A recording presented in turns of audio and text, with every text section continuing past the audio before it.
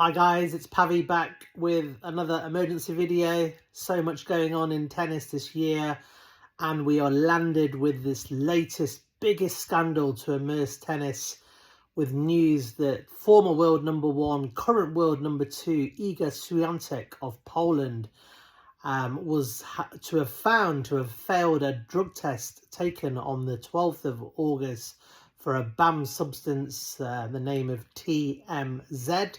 I'm not even going to try and pronounce the full name of it because it's a drug that I'm not familiar with, but obviously I've done some research about it in the last few days, and I want to do a video just kind of giving you a steer that the media in the tennis would not give you, because we all know why they don't. They are firmly part of the establishment and are given orders in terms of what they can report and what they can't report.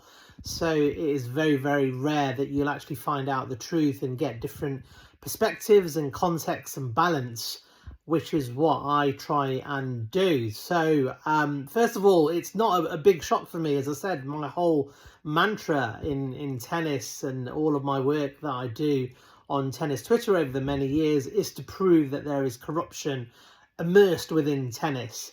So whenever scandals break like this, it brings me no joy, because I love the sport. Tennis has given me so much on and off court, but it doesn't give me any surprises, because I know that certain players are protected in tennis, and those players are the ones that I would say are protected by the establishment, which are a group of very, very influential and important organisations that are there essentially to make loads of money, get control, have loads of power, and make things an unlevel playing field in tennis. So I wasn't that surprised when I first saw the news.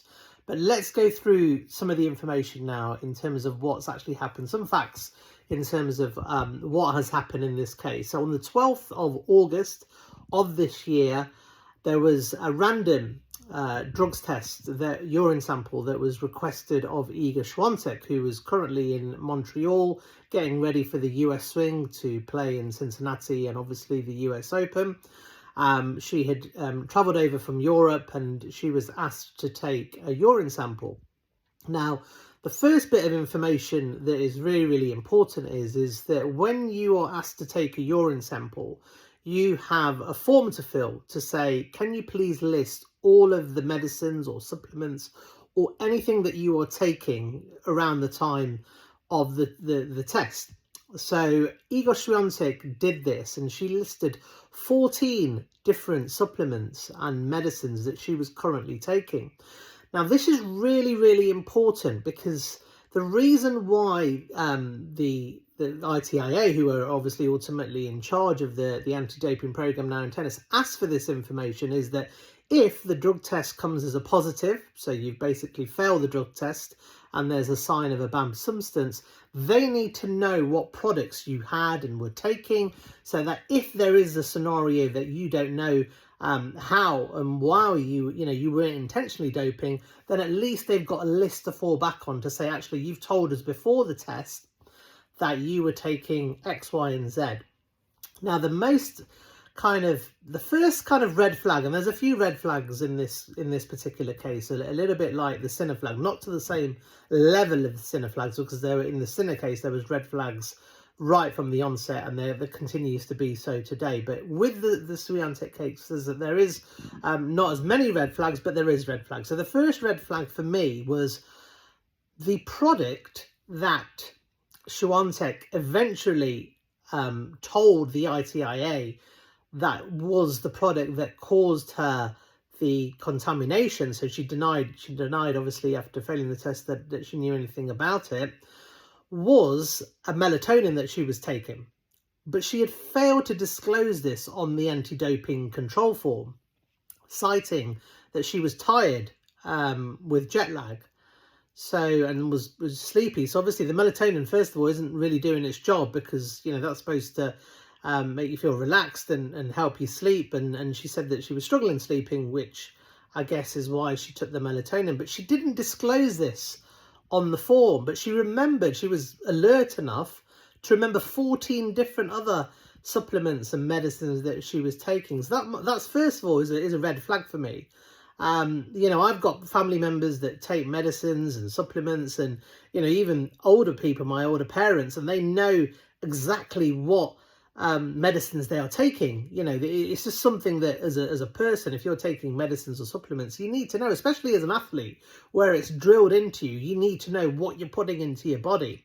So first of all, that's the first kind of red flag that was that I first noted in this particular case. So it turns out that this test that she takes on the 12th of August was found to have a positive for a banned substance called TMZ, as we explained. Now, TMZ is a heart medicine. It's a prescription medicine. It's quite a strong medicine, and it is used primarily for people that have heart injuries, angina, but it also gives you strength and endurance, and it gives you things that certain athletes would be able to use in their favour, in terms of particularly the endurance and particularly the strength and stuff like that. And that is why it's a banned substance. So this is a banned substance. You are not able to take TMZ if you're a professional athlete, which is why Swiatek failed the case. Now, we're on the 12th of August. Now, on the 17th of August, Swiatek has made her way to Cincinnati, where she is playing. And she did an interview on Sky Sports with Catherine Whitaker and Tim Henman. And she basically said at that interview that she felt the season was really, really long, and she was kind of feeling tired and may look to take a break because of the rigors of the season and stuff. This was 5 days after she had taken this test. It almost felt like she kind of knew that there might be an issue with this test, because she was kind of implying that she may be looking to take a break from the sport imminently. It may just be a coincidence, but there's an interview. It's on my Twitter feed. You can have a look at it, make up your own opinion in terms of what you think on what you don't. So we're going to go continuing with the timeline. So the timeline will now continue on to the 12th of September. So it takes a month for Iga Swiatek to find out that she had officially failed this test and tested positive for TMZ. And she didn't know, so she responds and said, well, I've definitely not taken any this intentionally. It must be contaminated, and, requested the legal team to make sure that the results aren't publicised and that she's not suspended. So the ITIA said, well, no, you can't, if you can't tell us how and why where you were contaminated, we can't, lift the suspension. You are suspended. But what they did do is they kept it private, which is really interesting, because a lot of the legal team now that would have been working for Swiatek would have probably have seen what Sinner's legal team did just a few months earlier to try and make sure that this news doesn't get publicised. Now, what is interesting is the ITIA are quite new into looking after the doping programme. Well, they've only been doing it for over 2 years. 2022 is when they started. For some reason, they have decided not to publicise who gets tested. So when it was under the ITF's control, they used to tell you these are the players, how many players have been tested and who have been tested. ITA have kept that under wraps. Now, in any organisation that is there to look after anti-corruption, which is what the ITIA do, and anti-doping, you have to be transparent. Transparency is the key. So they decide to keep this information quiet, and they apparently tell Swiatek that she can't tell anyone. She can't disclose this information, which I find unusual. Surely you should tell the truth. Now, what I think should have happened is at the time that she found that she was guilty and Swiatek didn't know what the cause was, the ITIA should have said, Iga Swiatek has been provisionally suspended for failing a drugs test and having a banned substance in her system. They didn't do that. And this is why the likes of Simona Halep and Tara Moore have both come out, and they are absolutely livid because they didn't have this discretion. They were told, ITIA told the media, these people have failed drug tests, and both were later found out that they were not done intentionally. Simona Halep was landed with a 4-year ban. They thought she did it intentionally. Tara Moore, 19 months out of the sport. She had no support. No one listened to her. You know, she was in the press. Oh, she's a drugs cheat. And Simona Halep has said the same. And Simona Halep has put out a really strongly worded kind of post, which, you know, a few media have picked up on, but they haven't really picked up on the importance of it, where she says this is the ITIA are playing with people's lives and they must have bad will. Tara Moore has even gone further to say, when will anyone in the sport look at the corruption that is happening in this sport? Really powerful words, hardly picked up by any of the media, any of the tennis media, any of your usual, you know, the usual suspects. I'm not going to name them, but you know who they are. You know, your Andy Roddicks of this world, the Mark Petries, I will name a few. But no, what they will do is they will do the opposite. They will say, oh yeah, you know, this is the story, really, really unlucky. But something's not going right, because first of all, they didn't tell anybody the news. Now, Swiatek's now got a problem because she's saying she didn't do it. So ITIA is saying, fine, well, you need to tell us what way we were contaminated from. So Iga Swiatek was taking 14 supplements that she'd written down, but also melatonin, which she'd forgotten. So we know that she had 15 products that she was taking at the time of the test. She would then have to contact all 15 of those manufacturers to say, is there any scope that there was any contamination between TMZ and melatonin? Okay, so the company, from all the 14 that listed, probably said no. And then a company that said yes, there was a contamination issue with melatonin was actually a Polish company called Lek AM. They're one of the biggest and fastest growing pharmaceutical manufacturers in the whole of Portugal. Got holidays on my mind. In Poland. They are a big firm. You go onto their websites, they pride themselves in quality and safety, insurance, and, you know, they're a big firm. So, you know, ensuring that contamination doesn't occur is paramount to them, especially with TMZ, which is a prescription medicine. So the fact that it's contaminated, melatonin, which is not a prescription, it's regarded as a supplement in most of the world, but in Poland it's actually regarded as a medical product, is a huge risk, because we know that, you know, people who have nut allergies, being in the same room as nuts can trigger off their allergies. So it doesn't matter the trace. You know, the fact that you've got TMZ, a prescribed heart medicine that has been contaminated in melatonin, could impact patients. But guess what? Two things here that are red flags. It was never, ever recalled. So there's no evidence of it being recalled. The company have since been asked about that, and they said the traces were so small that it didn't need to be recalled, which I find unbelievable, really, because how do they know a patient might have had an ingredient in TMZ that they couldn't have at all because it impacts in their existing medication, or they could have an allergic reaction to it? So I don't understand why that product wasn't recalled. The other red flag is when Iga Swiatek and a team finally find the source where they think it is contaminated, it's on one of the products that she didn't actually list as taking. So she actually listed it. She didn't even list that she was taking this product. So she's gone back to this company in Poland who, you know, have since released a statement saying that she's the best player in the world, which statistically she isn't anymore, because it's obviously Arina Sabalenka is now statistically the best player in the world, as she is the world #1. So they clearly, you know, they support her, and they basically released a statement, which I find really bizarre, kind of saying, you know, they'd made a mistake, but it was very unusual. And they also tried to kind of justify themselves to why they didn't respond to the ITIA.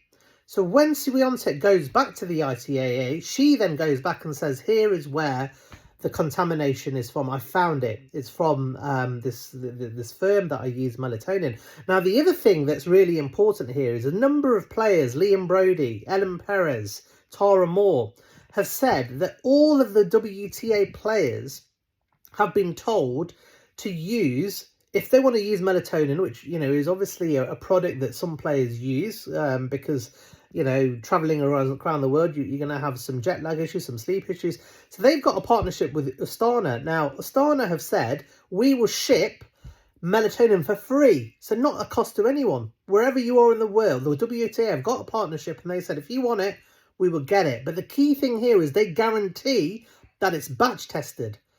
So it's made, the whole product that they give is tested to make sure it's not contaminated. So if you're a professional athlete and, you know, you're drilled to make sure that you take all of the necessary precautions, you would go with this firm because you would know that the WTA are giving you backing to say, this is not, this can't be contaminated. Swiatek chose to ignore that and went with a local, to a Polish company to decide to source her melatonin. Now, at this point, the ITA have still suspended Swiatek. I think it's been a couple of weeks, and said, well, you know, we still need to do some of our own research, and we want to check it out in some labs in Salt Lake City where, you know, they check it, and we will check to see if what you're saying is true. So she was like, fine, well, here are the details of the company. So the ITIA then tried to contact this company, Lek AM in Poland, and have said they tried to ring, you know, various numbers. They tried to email them, and they got no response at all. And since then, Lek had said that a legal firm were trying to contact them, and they couldn't. They didn't know who it was, so they didn't respond, which, you know, I find a little bit strange. So the ITA weren't able to do their own testing. They weren't able to get a product of this and do it their own. But then Swiatek's team was like, oh, fine, well, we've got the product, we'll send it over to you, which I find is another red flag, because even though it's got a seal on it, we don't know, you know, this is coming from her team. So they're saying, well, we can prove the evidence, and our team is going to provide that evidence. So that is another red flag. And that is the question of whether Swiatek and her team have been negligible. Now, the next important question is was melatonin kind of purchased, or was there evidence of that? Now, they've asked for bank statements. So the ITIA have done a lot more due diligence on this case than they did for Jannik Sinner. And that is because they made a complete mess of the Jannik Sinner case, so much so that WADA had to overturn a decision for the very first time. They didn't ask for bank statements of the people involved, but in this circumstances they did. Now, there's evidence of melatonin being purchased, but not from my Swiatek, but by her psychologist, who had some melatonin and may have administered it to Swiatek. So these are the red flags, okay, that are, for me, is, you know, the red flags are, why was it kept quiet? The suspension was kept private. Why was she told that she can't tell anyone?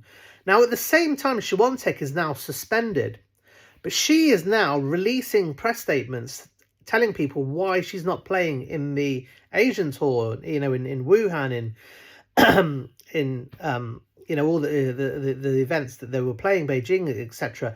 Now, she's come out with statements saying that she's been suffering from fatigue, she's had a few personal issues, you know, she's changing her team. So she is openly lying to people here at this point, which is never a good thing. You know, we're talking about transparency here, and the ITIA are supposed to be an anti-corruption unit as well as an anti-doping agency, and they are basically encouraging lying by not telling people. And this is why the likes of Samola Halep and Tara Moore are so livid with this, because they never got that choice. They never got that option. So that is kind of going on in the background. Now, in Swiatek's defense, because I would try and give you much context and balance, I'm not, you know, I'm not saying that I'm a scientist or a doctor. I'm not professing to know all the intricacies of the case, and it's complicated, but I'm trying to kind of put it down in a normal layman's term in terms of what I've read, and then I'm trying to kind of put that across to you, because you won't get the full picture from the media, because we know that they kind of, who they work for, they're not going to upset the people that feeds them ultimately, and we've known that, you know. But we had that when I was on a podcast recently with Steve Boughton on the Slice Tennis. He even admitted that, you know, if they talked against Tennis Canada, they wouldn't get accreditation. So you kind of get an idea of why the tennis media are so kind of, you know, they want to hold ranks. And Iga Swiatek is you know, is a very profitable player for the WTA, one of the highest earning players, and you know, she brings together a lot of sponsors and money into the industry. So Swiatek then, you know, then the ITIA go back to this and they say, actually, yeah, okay, there's proof that there was a contamination from this product. and I believe they said the seal wasn't tampered with or not, but it kind of came from Swiatek's team. Now, I was going to talk about Swiatek's defence. Now, in her defence, she has said, look, you know, if you want to take a hair sample, is my understanding, or the ITA have requested it, because hair sample can apparently give you an idea of whether this person was taking this drug regularly. So, you know, it gives you an idea of whether it was intentional or not. That hair sample came back clear. So that obviously goes in Iga's defence, really, to say that, you know, she wasn't doing this kind of intentionally. So she's done that, and she's been forthcoming. So, you know, the ITIA have done a lot more checks on this particular case than they ever did with Jannik Sinner. They've then said, yes, you know, this company seems reputable, and they decide to take off the suspension. Now, interestingly, they take off the suspension just before two of the biggest showcase events for the WTA. So the WTA Tour Finals is WTA's biggest event of the year. The biggest team event in women's tennis is the Billie Jean King Cup, which used to be the Fed Cup event, which is at the end of the year. The suspension just came off, so she was able to play these two events. And then at the end of those events, they decide to then make the decision public and say, actually, we've given a month. And the way that the media reporting is, it's saying Swiatek has accepted a month. So it almost feels like Swiatek and her team are dictating to the ITIA when or when not the suspension should go and how long it's going to be for. And the fact that she was given a month, so she had, you know, just over less than 2 weeks than what she had, done in off season. So there's no punishment at all. There's no tennis tournaments at all. So she's not being punished, which I find completely mad. You know, in any other sport, in football and cricket, if you're suspended for doing something wrong, you're suspended for the match. You know, not, you know, it doesn't matter if, you know, then you know, if there's no match, you're not getting any punishment at all. So there is no punishment. So a bit like the Jannik Sinner one, there is no punishment. And this is why people, you know, like, it's the same people that speak out, that, you know, the players are brave enough to speak out. Nick Kyrgios has called it out day one. You know, everyone kind of gets, all these top players are saying, oh, you know, we don't know. And then magically they do know. You know, they find out and say, oh, yeah, there must have been this and some you know, some area that they've got. But we don't know whether people are lying. You know, when players are under pressure, this is a multi-millionaire industry. Jannik Sinner and Iga Swiatek are some of the highest paid players in the entire world. They've got some of the best teams that a lot of the lower ranked players can't afford. They've got the best legal teams. They've got the best scientists. They've got the best nutritionists. You know, this shouldn't be happening to top players if they take the right precautions, but it is. And they're not getting punished for it. So, you know, people like Nick, you know, have called this out. Yevgeny Kalemnikov, a former world number one, a two-time Grand Slam winner, said it's unacceptable. He was asked how he felt about the cases, and he said the Sinner and the Swiatek cases are a poor example to the young tennis players that are coming through, because it gives them a mindset that it's okay to take banned substances because you're not going to get any punishment for it. You know, Jannik Sinner was suspended for what, less than a week? He didn't have to miss a single event. You know, Swiatek has missed a couple of events in China. She didn't miss the World Tour Finals, which she should have done. You know, she was still allowed to play the US Open. She's only been suspended for 1 month. You know, if you're found to be negligent, and there's a few reasons here why I feel that there is a case that she's negligent, you're looking at a ban between 1 to 2 years, not a month. So, you know, it comes down to the ITIA again, because they are showing inconsistencies. They are not following previous precedents that have been set through other agencies as well as the ITF in tennis. And it appears that they are supporting the more powerful and influential players in tennis. And there's only one word for that, which is corruption. Okay, and they're not being transparent. You know, how many press interviews have the ITIA done over the years? I can't remember one. No one even knows the names of these people. You know, they put out tweets which doesn't even allow you to respond to them. They never respond to anyone.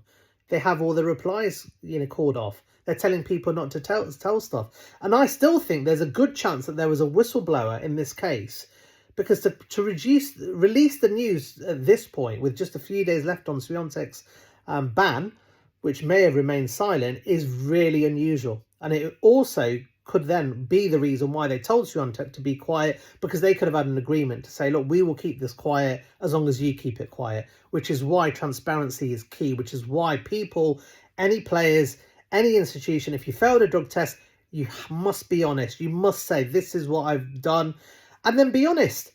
You know, just be honest and say, if you're fighting it, you're fighting it. But anyone who is doing this, and they're sophisticated, you look at Lance Armstrong and the amount of lies he does. When money is at stake and egos are at stake, people will lie. And a lot of people in tennis don't understand that, because it's kind of this upper class sport and people think everything is done fit and proper, which is why they get their knickers in a twist when Djokovic smashes rackets. They're not used to this. So they don't think that people will lie. They're all like, oh, but they've said that it wasn't them. So it's up to people like me and people, the other media outlets. The only one that I can think of is Oliver Brown, who is constantly fighting against narratives to try and find the truth. This is what journalists are going to do. I'm doing this video. I don't know whether Iga Swiatek has intentionally doped or not. I don't know whether it was clear negligence. But I am putting you some facts, and you can make your own decision. But the media should be applying the pressure and asking really, really important questions regarding the case, regarding the behaviour of the ITIA and how they are treating certain players differently. So that's kind of, where we're at the moment. Everyone's got their own views, but it's always the same people, the same media, the Mark Petries of this world that will go out and believe the players and protect them. If Swiatek has made a mistake, she's made a mistake, but she has to be punished for that. Actions have consequences. You can't, if you have failed a test, this shouldn't be in your system. You should face a long penalty. And I know that sometimes contamination can happen, genuine mistakes. It can. But this is why you have teams to ensure that you do everything possible to minimise those risks. And the fact that this company in Poland have made this mistake, and they're a very, very reputable company, is really unusual. The other thing that's really unusual is they've not recorded it, as I've mentioned, which I find really, really bizarre. Because if they're, why isn't this being recorded even a little bit? The other thing is, at this stage, this happened in August, there's no signs or evidence that Swiatek has looked to sue this company. Because if they have contaminated a product which has taken her, which has meant that she has been fined her prize money from Cincinnati, she's had her points deducted from Cincinnati, she's been banned from tennis for a month, and most importantly of all, her reputation is stained. 4 big things there. Why isn't she suing this company? That's the question that I would be asking, and as well, because Swiatek has got a legal team that will be one of the best legal teams, sports legal teams in the world. She's one of the most well-resourced athletes in the entire world. She's going to have people that will do this in seconds for her. She's not going to have to fork out and worry about how much it's going to cost or how much time it's going to take, because she has a really, really good team that will take care of that for her. So those are the question marks. As I said, the normal, toxicity will come. I'm getting the same threats and abuse now from Swiatek fans as I did with Sinner fans. They don't understand. Before, with Sinner, they thought, oh, he's doing this purely because I see Djokovic as a threat. And now they're like, oh, well, why is he doing it with Swiatek? The reason why I'm doing it, and as I keep beating this point down, is that for me, integrity, fairness, tennis being on a level playing field is of the utmost importance to me than anything else. Tennis is a sport that I love, both on and off court. It's given me everything. It's given me my life, my livelihood, and I can't bear it if there is corruption in that sport, and I believe there is. So this is another example of why there is. It doesn't matter which player it is. It doesn't matter which player, whether it's a WTA player or ATP player. If there's corruption going on, I will call it out. And I'll continue to do that. So those who are trying to silence me, they can do all they want. All I'm doing is asking questions and a few red flags. As I said, I'm not professing to be an expert. I'm a normal layman that will read information. But I will report it and give you more context that other players, that other media simply won't do. And we know that for a fact now. So, I hope this gives you a bit more information in terms of what's happening. and you can make your own decisions. Leave me comments. And obviously, you know, like kind of Taylor Frick said, anyone who is a Swiatek fan is going to back her. You know, it's like politics. You know, anyone who supports the Dems or the Conservatives or, you know, whoever it is, Republicans, they're going to support their team. And this is the same. You know, they don't care about the facts. They're going to support their person, whether they're right or wrong. So, you know, you can't really take anyone, you know, Sinner or Swiatek fan. You have to look at neutrals. And unfortunately, the medias aren't independent, so you can't look at them either. So this is why the role of citizen journalism is important, because it gives us context so that people can actually weigh up for themselves what they think is happening. Now, the other question is will WADA now contest this information like they did for the Sinner case, where they appealed the decision for the ITIA? That was the very first time that WADA have intervened in that, because they've given all the powers away to tennis to as a separate agency to run, and they shouldn't really be getting involved in anything unless there's something blatantly obvious. Now, looking at all this information, there was a lot more due diligence done by the ITIA in this case, so I'm not sure where I was confident for the Sinner case that they would overturn it. I'm not sure of this one. You know, we know that the WADA, the head of WADA is also Polish, and you know, he's kind of written that he's been a fan of Iga in the past, which I don't think is particularly professional. I think you have to remain independent and at all times, and I hope that doesn't impact the decision-making process. But essentially, we know from the Sinner case that I believe they have 28 days to decide whether they're going to appeal the decision, but they can get extra days if they ask for additional information and they're waiting for that information. So this was the confusion around Sinner, because 28 days had passed and a number of media publications have said, right, WADA are not going to appeal the decision and Sinner is in the clear, and then WADA had to release a statement to say, yeah, it's 28 days unless we've asked for additional information, which in this case they had done, and they were waiting for that information. So we will find out in about a month or so, unless that information takes longer for them to come, whether they will appeal the decision. But you know, as I said, for me, where I think you know, that corruption is rife in tennis, there's a lot of questions need to be asked whether the same treatment that has been given to Swiatek in this case would have been the same for, I don't know, someone like Sabalenka, who's from Belarus, and we know that the establishment have a big issue with Belarus and Russia at the moment. Would she have been treated the same? You can ask yourself that question. Would a lower ranked player be treated the same? We know that Tara Moore certainly wasn't. You know, we know Simona Halep certainly wasn't, and you know, both of them have pretty much lost their careers in their peak of their kind of careers as well, which is awful. They've had that stigma to live with for over a year, the lost income, the lost sponsors, the lost reputation, and you know, Swiatek is going to have none of that. You know, this will blow over for her. She's banned for another week. She should be back practicing in off season, playing Australian Open. Is probably going to be one of the favourites to win that, and it'll blow over. So she's not really going to have any sort of impact on this, unless WADA, of course, do what they have done with the Yannick Sinner case and appeal that decision and take it to the Court Arbitration of Sport. So there you have it. As I said, I've tried to be as concise as possible. There's a lot more information coming through. I'm still reading through information. Thank you so much for everyone that sends me DMs. I've had a lot from players, from experts, and you know, it helps me get some information out there that the media won't get out there. And as I said, you know, I must reiterate that I don't know at this stage whether Swiatek is an intentional doper, whether it was negligence on a team, or whether it was just genuinely a mistake and she was at no fault at all. And that's what the ITIA have essentially concluded with, that there was no fault or negligence on her behalf, which is why it's such a small ban. And why, you know, they've not taken any other extreme measures, you know, bigger fines or anything like that. So I'm just out there to answer all the questions, and you know, I know I'm going to get the same stream of abuse and stuff that you do, but you've got to ask as well. A lot of these people that kind of counter it are paid bots and trolls.